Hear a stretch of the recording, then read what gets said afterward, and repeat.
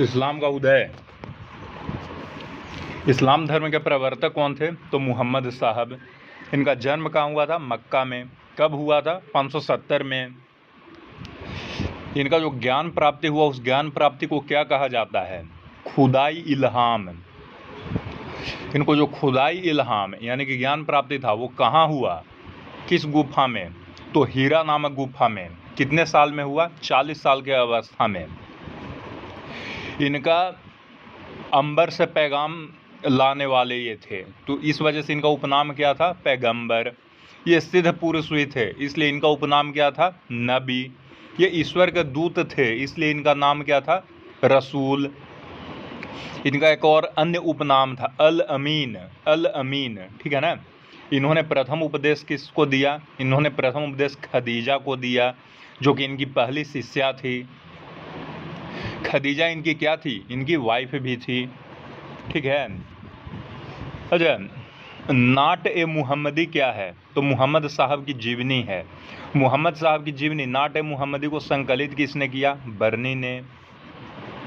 इनके पिताजी का क्या नाम था? अब्दुल्ला। माता का क्या नाम था? अमीना। जो अमीना थी इनकी माता जी किस कबीले से संबंधित थी? कुरैश नामक कबीले से संबंधित थी। जो मोहम्मद साहब ने इनका पालन पोषण किसने किया? तो अबू तालिब ने किया। अबू तालिब, ठीक है। अबू तालिब कौन थे? इनके चचा थे। क्यों भाई? माता पिता का निधन हो गया था, इस वजह से, है ना। अच्छा, बड़ा जब, चलो ये तो बचपन की बात होगी। अब ये बड़े हो गए। बड़े हो गए तब इन्होंने क्या काम शुरू किया? तो भैया ये अबू तालिब के साथ रहकर व्यापार किया, व्यापारिक यात्रा भी किया था इधर उधर का। हाँ, सीरिया का एक बार व्यापारिक यात्रा भी किया था। अच्छा, ये एक बिजनेसमैन के व्यापारिक प्रतिनिधि भी थे। किसके? खदीजा के। खदीजा एक विधवा स्त्री थी, उसी के ये व्यापारिक प्रतिनिधि थे। बाद में खदीजा से इन्होंने विवाह कर लिया था। जो ये अपना ध्यान किस गुफा में लगाते थे? हीरा नामक पहाड़ी गुफा में ध्यान लगाते थे। ये हीरा नामक गुफा था कहाँ? तो मक्का के समीप ही था, ठीक है।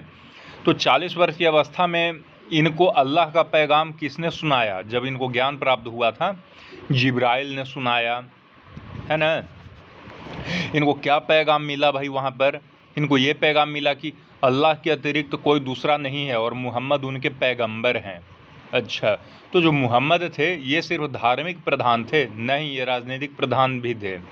ये अपने अनुयायियों को पहले मरने के पहले किस चीज़ का आनंद लेने का उपदेश देते थे? तो जो पैगंबर है अपने अनुयायियों को मरने के पहले मृत्यु का आनंद लेने का उपदेश देते थे।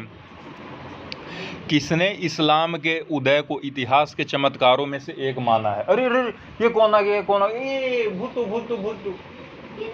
अरे तो बेट्टू है ना। तो बुलजले हेग ने इस्लाम के उदय को इतिहास के चमत्कारों में से एक माना है। अच्छा, जो मोहम्मद साहब थे इनको यसरीब काहे जाना पड़ा? यसरीब इनको इसलिए जाना पड़ा क्योंकि धर्म प्रचार में मोहम्मद साहब का लोगों ने विरोध किया और इसी विरोध से विवश होकर मक्का से इनको यसरीब जाना पड़ा। नबी का शहर किसको कहते हैं? मक्का को या मदीना को? तो नबी का शहर मदीना को कहते हैं। मदीना का अन्य नाम क्या है? तो मदीना का अन्य नाम यसरीब है, जहाँ ये भाग कर आए थे। और इसी का एक और नाम है मदीन तुन्नबी। मदीन तुन्नबी यानी कि नबी का शहर। मदीन तुन्नबी का मतलब नबी का शहर होता है, ठीक है। हिजरी संवत को आरंभ कब किया गया? 622 ईस्वी से हिजरी संवत को शुरुआत माना जाता है। और किस खलीफा के समय हिजरी संवत को आरंभ किया गया? तो खलीफा उमर के समय हिजरी संवत को आरंभ किया गया। अच्छा, हिजरी संवत जो है सूर्य मास पर है कि चंद्र मास पर है? चंद्र मास पर है।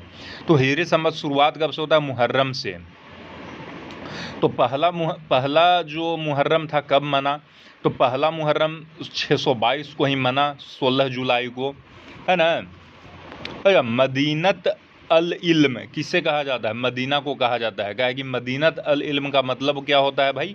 ज्ञान का नगर। अब ये बताइए, इस्लाम जो है वो एकेश्वरवादी धर्म है। इसके 5 प्रमुख स्तंभ है। क्या है भाई? कलमा, नमाज, ज़कात, कलमा, नमाज, ज़कात, रोज़ा, हज। ये 5 है अब ये बताइए कलमा का मतलब क्या है? कलमा का मतलब है अल्लाह और उसके रसूल में विश्वास करना। एक मुसलमान को कितना बार नमाज पढ़ना चाहिए? 5 बार। प्रातः काल के नमाज को क्या कहते हैं? फजीर। दोपहर के नमाज को जोहर। दोपहर के पश्चात वाला जो नमाज होता है उसे क्या कहते हैं? असीर। शाम के समय के नमाज को क्या कहते हैं? मगरिब। रात्रि के नमाज को क्या कहते हैं? ऐसा, है ना। दिल्ली सल्तनत का कौन सा ऐसा सुल्तान था जो कभी भी जुम्मे की नमाज के लिए नहीं गया? तो अलाउद्दीन खिलजी, ठीक है ना, वह कभी नहीं गया। हालांकि उसे अपने धर्म में प्रगाढ़ आस्था थी और कोई अधार्मिक कार्य करने या कहने नहीं देता था। ऐसा किसने कहा है? बर्नी ने कहा है। अच्छा, कौन सा दिल्ली सल्तनत का सुल्तान था जिसने जनता से सामूहिक नमाज अदा करने का आग्रह किया था एक बार? वो था मोहम्मद बिन तुगलक। जक़ात क्या है? स्वेच्छा से दिया जाने वाला दान जक़ात है। कुल संपत्ति का कितना प्रतिवर्ष दान करना होगा? 1/40 भाग यानी कि 2.5%। अच्छा, जक़ात का वसूली बल प्रयोग करके भी किया जा सकता है? नहीं। अच्छा, एक निर्धारित मात्रा से अधिक संपत्ति का स्वामी होने पर भी जक़ात देना पड़ता था? हाँ। और इस संपत्ति की न्यूनतम मात्रा को क्या कहते थे? निसाब, है ना। अधिक संपत्ति हो गया तो उसमें भी जक़ात देना पड़ेगा, और जो जक़ात देना पड़ेगा मिनिमम उसको निसाब कहते थे, ठीक है। अच्छा, किस मुगल बादशाह ने दैनिक जीवन में प्रयोग की वस्तुओं पर जक़ात की वसूली बंद करवा दिया? अकबर ने। ये भी एक तरीका जीएसटी था जिसे अकबर ने बंद करवा दिया। दैनिक आयात निर्यात पर से जक़ात को किसने समाप्त किया? जहांगीर ने। अच्छा, आयात निर्यात के से संबंध में जक़ात जो था वो वस्तुओं के मूल्य का कितना प्रतिशत लिया जाता था? 2%। अच्छा, सदका भी एक जक़ात था। वो कब लिया जाता था भाई? वो किसी विशेष दिन या त्यौहार पर दिया जाता था। कुरान में सदका का क्या परिभाषा है? कुरान में सदका का परिभाषा है जो कुछ तुम स्वेच्छा से दे सकते हो।